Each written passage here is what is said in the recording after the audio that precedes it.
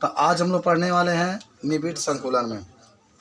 देखो, आपसे कोई पूछेगा निबिड़ संकुलन किसे कहते हैं तो सब लोग को याद होगा कि जब गोला को सजा करके रखा जाता है और उनके बीच में जो खाली जगह बच जाता है उसी को क्या कहते हैं, निबिड़ संकुलन। जो माने आप कण लगातार करे थे ना, किष्टक जला के अंदर जो कण होते हैं, तो उस कण को एक गोला मान करके सजा करके रखा जाए। ये सजा करके क्या किया जाए, रखा जाए। इस तरीके से रखने के बाद जो इनके बीच में खाली स्थान आता है उसी को हम लोग क्या कहते हैं, निबिड़ संकुलन कहते हैं। उसी को क्या कहते हैं, निबिड़ संकुलन।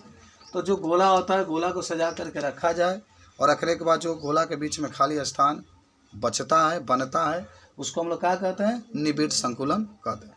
आ जाओ, उपसा संयोजन संख्या।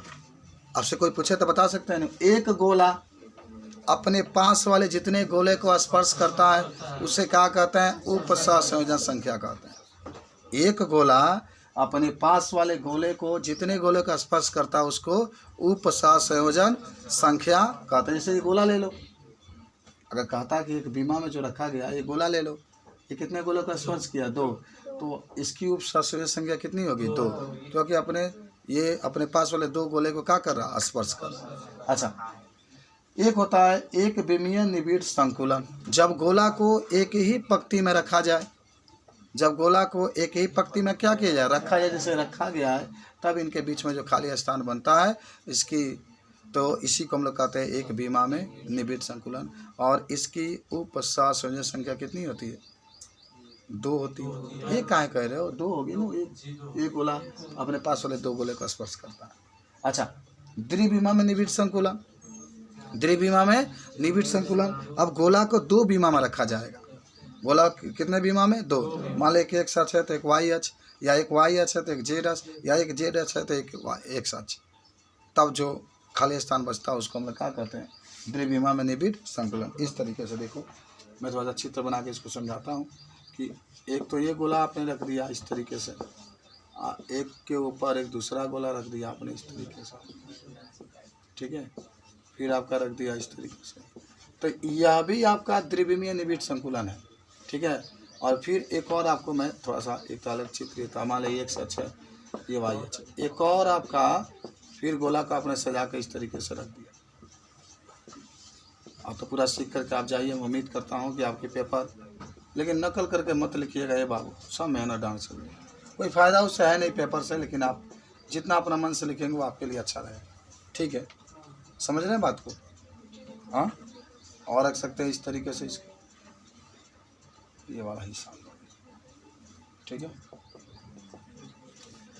तो यही है, द्विविमा में रखा गया है। एक आपके पास क्या है, एक्स अक्ष है, एक आपके पास वाई अक्ष है। इस तरीके से इसके बारे में हम लोग क्या कर सकते हैं, बता सकते हैं। तो ये एक विमीय निबिड़ संकुलन हो गया, फिर आपका द्विविमीय निबिड़ संकुलन हो गया, ठीक है। तो अगर आपसे कोई पूछे कि द्विविमा निबिड़ संकुलन में, तो बता सकते हैं कि जब गोला को हम लोग 2 विमा में रखते हैं। अब दिखाइए वर्गीय निबिड़ संकुलन का होता है।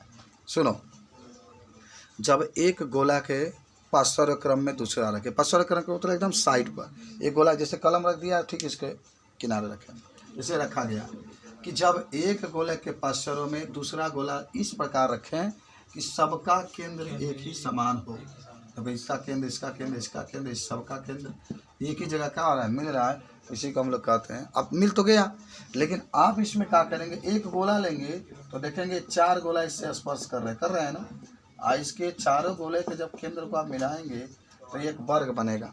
इसलिए हम इसको कौन सा वर्गीय निबिड़ संकुलन कहते हैं, वर्ग निबिड़ संकुलन। इसके रखने का तरीका क्या है, अगर ए है तो ये भी ए होगा, ये भी ए होगा। इसमें उपसंयोजन संख्या कितनी होगी, 4, क्योंकि एक गोला अपने पास वाले कितने गोले का स्पर्श करा। अच्छा, षटकोणीय निबिड़ संकुलन कि जब हम लोग गोला के अवनमन, देखिए अवनमन कहा जाता है, ये खाली स्थान जो देख रहे हो ये क्या कहा जाता है, अवनमन। जब एक पंक्ति में गोला का रख दिया जाए, फिर दूसरा गोला उसके अवनमनों के बीच में रखा जाए, तब उसमें से अगर एक गोला, मान लो ये गोला ये चुन रहा है, ये गोला ये, तो आप ये गोला जब ये चुन रहे हैं ये वाला, तो देखिए कितने गोले का स्पर्श किया, एक इसको स्पर्श किया, एक इसको स्पर्श, एक इसको, एक इसको, एक इसको, ये इसको, 6 का स्पर्श कर रहा है ना। तो 6 के केंद्र को जब आप मिलाएंगे क्या करेंगे, मिलाएंगे, इसको मिला दिए, इसको मिला दिए, इसको मिला दिए, इसको मिला दिए, इसको मिला दिए, इसको, ठीक है ना। तो यह एक षटकोण के रूप में हो जाता है। इसको हम लोग कहते हैं षटकोणीय निबिड़ संकुल। इसकी संकुल उप संयोजन संख्या कितनी होगी? 6 होगी ना, समझ में आ रहा है। उप संयोजन संख्या 6 का मतलब हुआ कि कितना गोला इससे स्पर्श किया है। तो कितना स्पर्श किया है? 6। 1 2 3 4 5 6, समझ में आया। जितना स्पर्श करेगा उतना आपको लिख देना। अच्छा चलो, ये तो षटकोणीय हो गया। अब आ जाते हैं त्रिविमा निबिड़ संकुलन। अब देखो त्रिविमा का मतलब क्या हुआ? एक तो ऐसे रखेंगे, एक बीमा हुआ, एक ऐसे रख दिए, दूसरा का बीमा आयकरा ऊपरा रख देंगे, त्रिविमीय उसी का।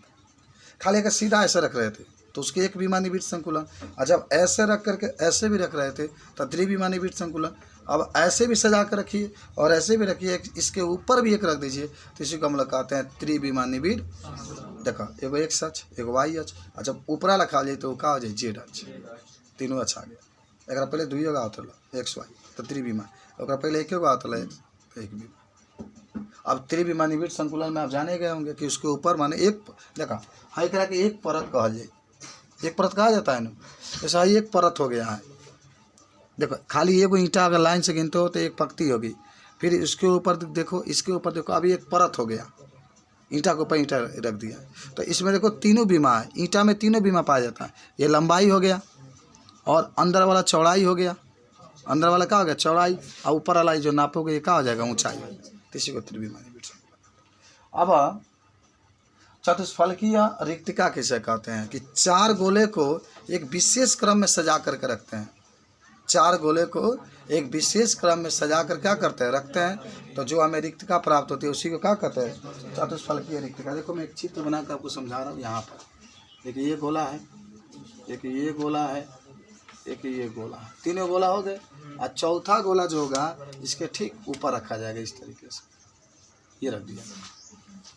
तो अगर 4 गोले को, चतुष्फलकीय का मतलब होता है 4 गोले को एक विशेष क्रम में सजा करके रखने पर जो हमें खाली स्थान प्राप्त होता है उसी को हम लोग क्या कहते हैं? चतुष्फलकीय रिक्तिका कहते हैं। अष्टफलकीय रिक्तिका का मतलब क्या हुआ? कि जब 6 गोले को, कितने गोले के? जब 6 गोलों के एक विशेष क्रम में सजा करके रखते हैं तो हमें जो रिक्तिका प्राप्त होती है उसी को क्या कहते हैं हम लोग? अष्टफलकीय रिक्तिका कहते हैं। अच्छा इसको भी आपको चित्र के माध्यम से बता देते हैं।